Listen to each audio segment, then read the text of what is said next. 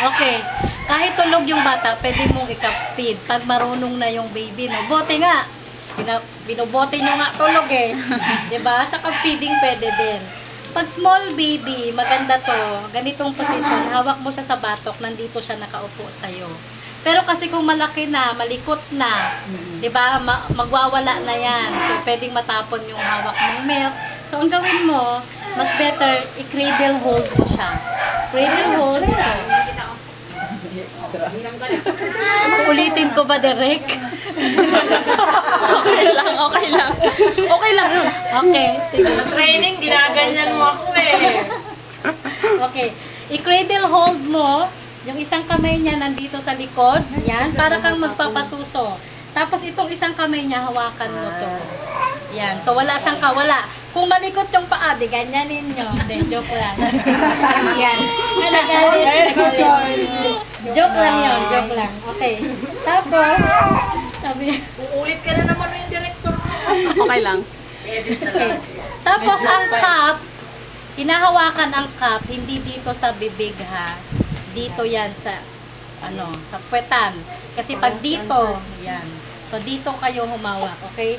Tapos, wag nyong ika-cup feed ang baby ng umiiyak. Yan. Yan, gaya niyan. Pero hindi siya umiiyak, nag-ano lang siya. Okay. Tapos, syempre, hindi pa sana yung baby nyo. Lagyan nyo na muna ng lampin dito. Kasi sa first, yung unang pag-aaral, medyo may natatapon yan. Depende kung... Tapos yan, sa lower lip yan inilalagay. Yan. Tapos mag-flow kayo ng konti lang. Yan. Patikim muna. Tikim. So, see, kahit tulog. Tapos, yan. Kasi kung iinom yan siya, gutom yan siya. Kung halimbawa, madaling araw, tulog man siya, nagkusa na yan siyang iinom. Na dahan-dahan. Yan.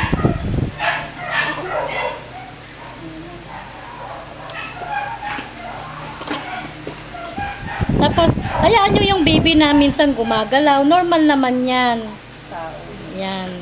Tapos, konti-konti lang. Hindi kailangang ibuhos para hindi mabulunan yung baby.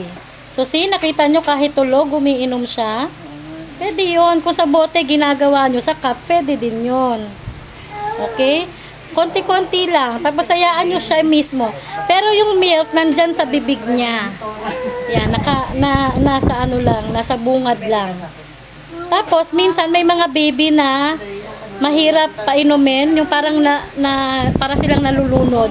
Pwedeng flow, konti, tapos alisin mo, tapos pwede na naman flow para makahinga din sila. Depende kasi yan sa baby eh. Yan, ito medyo, basta hindi nyo binibigyan ng bote yung bata, nagbi-breastfeed lang kayo, hindi kayo mahirapan sa cup feeding. Yan. Minsan yung mga bottle fed, mas mahirap silang turuan sa cup feeding. Ito ba nagbote na to? Yan. Medyo may natatapon, pero pwede nyo yung saluin, tapos painom uli sa kanya. Pwede naman yan. Laway pa rin naman niya yun. Ano lang, pasensya. Sa cup feeding, kailangan ng pasensya. Ilang ounce yan, ate? Half ounces lang yon.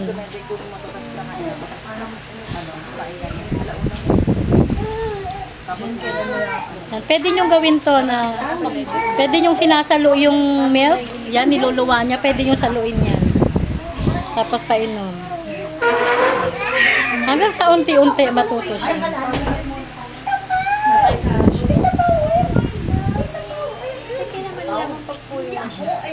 Ayaw na to.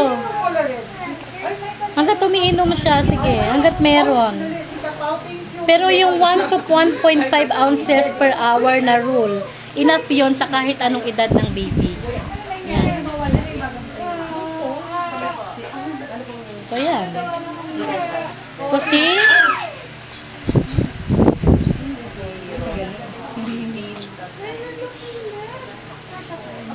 Huwag kayong magmamadali, pasensya lang. Kasi pag nasanay na yung baby, seconds lang to, ubos na to. Yan yun. Okay, see? So, kailangan nyo pa ba ng bote, ng chupon? Hindi na. Wala na lahat. Gising na siya.